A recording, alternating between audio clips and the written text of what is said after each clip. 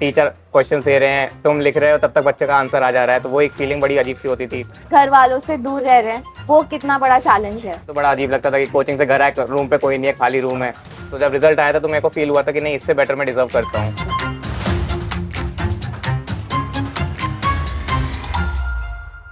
तो we have Aryan squares with us, जो दोनों यूपी छोड़ के जयपुर में आए हैं ड्रॉपर बैच में आईआईटी जेईई की तैयारी करने को। हाँ जी, तो आपने डिसीजन कैसे लिया कि यूपी से जयपुर आने का?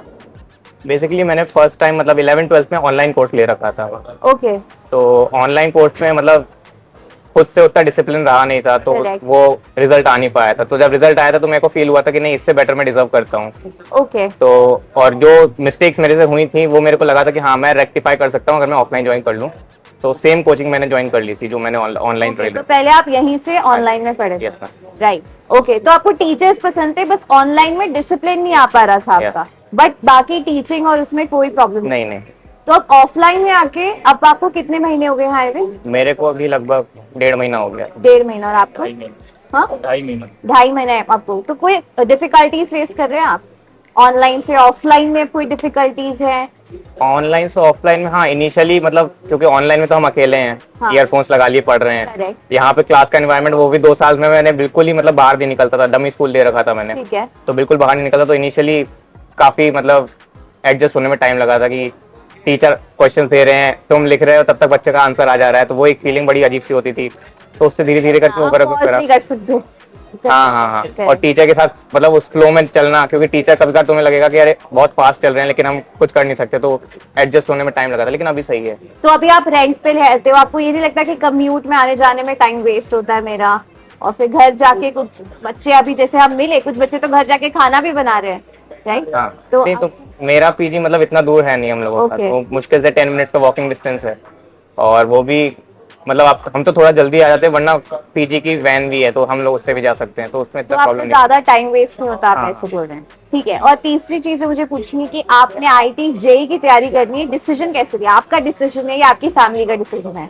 नहीं, मेरा ही है। आपका ही है, और खुद का डिसीजन है। बहुत एकदम है कि इस साल फोड़ देंगे आईआईटी जेईई। और अब आप घर वालों से दूर रह रहे हैं, तो वो कितना बड़ा चैलेंज है? मतलब इनिशियली वो चैलेंज था क्योंकि घर से बिल्कुल निकले नहीं थे, उसके बाद घर से बाहर आ गए। स्टार्टिंग में 2-3 दिन तो मम्मा पापा थे साथ में, उसके बाद जब चले गए थे तो बड़ा अजीब लगता था कि कोचिंग से घर आए, रूम पे कोई नहीं है, खाली रूम है। तो वो इनिशियली बहुत वो था, तो घर पे बात करना, थोड़ा सा होम सिकनेस ज़्यादा लगती थी। लेकिन फिर बाद में जब फिर काम बहुत मिलने लगा कोचिंग से, और फिर वो काम वगैरह में फिर आदत पड़ गई, अभी ठीक है। फिर ऐसा नहीं लगता कि घर के एनवायरनमेंट में जो स्ट्रेस होता है वो बेहतर मैनेज होता है देन अकेले रह के? मतलब आपका क्या एक्सपीरियंस है? अकेले रह के ज्यादा फोकस होता है कि घर में रह के घर के एनवायरनमेंट में ज्यादा? नहीं, मैं तो घर से ज़्यादा इस समय अभी फोकस हूँ, क्योंकि क्या था, घर पे मैं थोड़ी देर पढ़ा, कमरे से उठ गया, इधर उधर जाने लगा। स्मॉल सिस्टर है मेरी, उसके साथ थोड़ा सा खेलने लगा या उसको परेशान करने लगा, तो उसमें इतना वो नहीं होता था। यहाँ पे हमें पता है कुछ है ही नहीं और करने को मेरे पास, तो मतलब मैंने इसलिए कोई पैसा फ़ोन भी नहीं लिया जिसमें इंटरनेट चलता हो। तो मतलब कुछ है ही नहीं और करने को, तो फिर पढ़ना ही है, तो इसमें वैसे कोई दिक्कत नहीं है। तो ऑनलाइन में डिफिकल्टी आपकी केवल डिसिप्लिन को लेकर थी, बाकी आपने जो कोर्स वर्क मिलता था उसमें कोई डिफिकल्टी नहीं आई आपको कभी? कोई और आपको नहीं, मतलब वो इनिशियली जब 10th से 11th में आए थे, वो तो कोर्स तो ह्यूज था ही, तो वो तो अलग चीज हो गई, लेकिन उसके अलावा हाँ, उसमें और कोई दिक्कत नहीं थी। और कोई दिक्कत नहीं थी, बस डिसिप्लिन की एक दिक्कत है ऑनलाइन में। चलो, थैंक यू सो मच। तो आपको कैमरे में देख के बताना है कुछ टिप्स जो आप बाकी एस्पिरिंग स्टूडेंट्स को देना चाहेंगे जो घर से बाहर निकल के पढ़ना चाहते हैं। टिप्स में तो मतलब कंसिस्टेंसी मेंटेन करके रखें, वो ही बहुत इंपॉर्टेंट है। मतलब वो अगर हो रहा है, क्योंकि वो अभी हमसे भी पूरी तरह से नहीं हो पा रहा है, अगर वो हो जाता है तो वो बहुत सही है। मतलब डेली का काम डेली हो जाए, जो रिवीजन करना है वो हो जाए। पर तीनों सब्जेक्ट एक ही दिन डेली मैनेज करना तो मुश्किल होता है। हाँ, तीनों सब्जेक्ट एक दिन मैनेज करना मुश्किल हो रहा है, तो उसको आप डिवाइड कर लें। जैसे मैथ्स है, वो ज़्यादा टाइम कंज्यूमिंग है, तो मैथ्स डेली रख लें। फिजिक्स केमिस्ट्री को आप अल्टरनेट डेज कर सकते हैं। मैं तो मतलब ऐसे ही करता हूँ अभी, फिजिक्स एक दिन केमिस्ट्री, और बाकी मैथ्स रोज करता हूँ। इजीएस्ट क्या लगता है? इजीएस्ट तो मैं नहीं कहूँगा कुछ लगता है, लेकिन हाँ, मार्क्स हाईएस्ट फिजिक्स में आ जाते हैं। अरे वाह। अरे, और आपको इजी सब्जेक्ट कौन सा लगता है? केमिस्ट्री लगते हैं। और हार्ड सबसे ज्यादा डिफिकल्ट? मैथ्स। दोनों को मैथ्स। ठीक है, इस बार लगता है जेईई में से मैथ्स भी डिफिकल्ट आई थी, राइट? और इसके बाद आपके क्या प्लान्स हैं? Like after this whole phase is over, JEE की प्रिपरेशन, जनवरी में एग्जाम हो जाएगा, कौन सा टारगेट करो अब, जनवरी अटेम्प्ट कि अप्रैल अटेम्प्ट? जनवरी। जनवरी अटेम्प्ट। हाँ जी।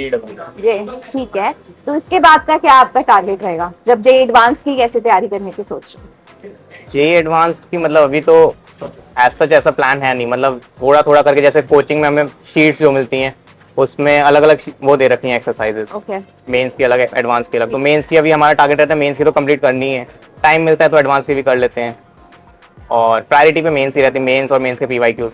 जस्ट जब मेंस हो जाएगा जनवरी अटेम्प्ट वाला तो हमारा टारगेट पूरा यही होगा कि अब जितना भी एडवांस वाला मटेरियल है हम उसको एडवांस करें। में तो एक्स्ट्रा चैप्टर्स भी आएंगे जो हाँ जी। जेई मेंस में नहीं हाँ है, जी। तो आप अभी से उसको तैयारी कर रहे हैं उसकी कि बाद में करेंगे जो रिमेनिंग चैप्टर्स हैं? बाद में नहीं, मतलब वो तो कोचिंग के प्लानर के हिसाब से हम चलेंगे, तो कोचिंग में मोस्ट प्रोबेबली वो दिसंबर एंड तक हो जाएगा full syllabus. Full syllabus syllabus। Including JE हाँ, mains, including related portions। Correct, ठीक है। और फिर आपके टारगेट कॉलेजेस बता दो। टारगेट कॉलेजेस एज सच तो मेरा मतलब अभी है नहीं, क्योंकि मेरा जो प्रेफर्ड ब्रांच है वो मेरे को एआई है, ओके तो हाँ। वो कुछ ही कॉलेजेस में है Correct। अभी के लिए, तो उसमें बेस्ट इस समय रुड़की है, तो अगर वो मिल जाए तो अच्छी बात है, ट्राई कर रहे हैं उसके लिए पूरा। और आपका? आईटी मद्रास आईटी मद्रास, कौन सा ब्रांच? जो मिल जाए। Aerospace, engineering design. Engineering design, okay very good. तो आपको पता है कि उसके लिए कितनी टारगेट रैंक लानी पड़ेगी आपको? मैम ओबीसी में ma'am about 10% 10,000 rank for your, year. Okay. और आपको पता है आपको कितनी टारगेट रैंक? तो अंडर 1000 चाहिए, Under- अंडर 1000 या एटलीस्ट अगर रुड़की टारगेट करो तो अंडर 1000, वरना एटलीस्ट 2500 से अंदर। इन एआई हाँ, आपका कोई कैटेगरी है? ओबीसी। ओबीसी अंडर 1000 में मिल जाता है एआई, आई हाँ, गेस मिल डबल जाएगा। डिजिट रुड़की मिल हाँ, जाता है। मिल जाएगा, मतलब वो सीएसई जाता है डबल डिजिट में। अच्छा, और एआई चला जाता है। हाँ। चलो ठीक है, ऑल द बेस्ट।